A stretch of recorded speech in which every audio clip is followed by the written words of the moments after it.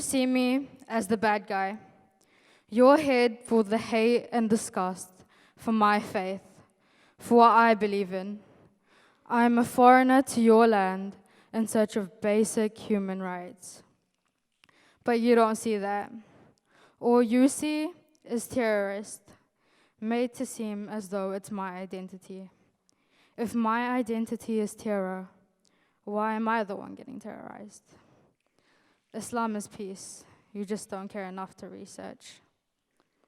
Because you don't see what I see, when all I see is the tears my mother sheds watching the news, knowing my Muslim brothers and sisters lessen and become a few. Before the Gaza Strip was terrorized, and you left the people traumatized, as you turned it to ash, a beautiful country once stood in place. So don't tell me Israel came before Palestine when the Quranic verses state that Palestine came before. People dying every day as you turn a blind eye, because you can't see what I see, when all I see is the lives lost.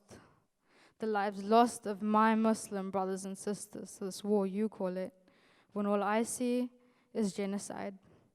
Innocent lives wanting nothing but their land back, their home back, because they know they're not going to last in this war zone they live in. Palestine, a nation where mothers outlive their adolescent sons. Fathers have no power as but to watch as men lay hands all over and rape their young daughters. A nation where mothers have to take up the role as both caretaker and provider for the family. And as a society, we have come to accept that.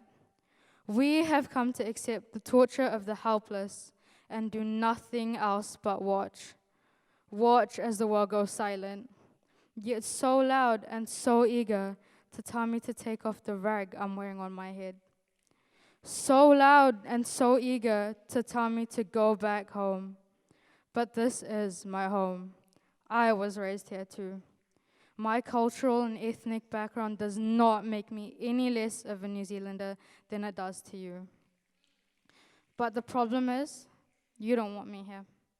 Seeing my brown skin fears you, because you can't see what I see, when all I see is you pulling your child closer to you as I walk past, because you see me as a threat to your society, forgetting that your actions you teach your kids towards me and my people is the biggest threat of all.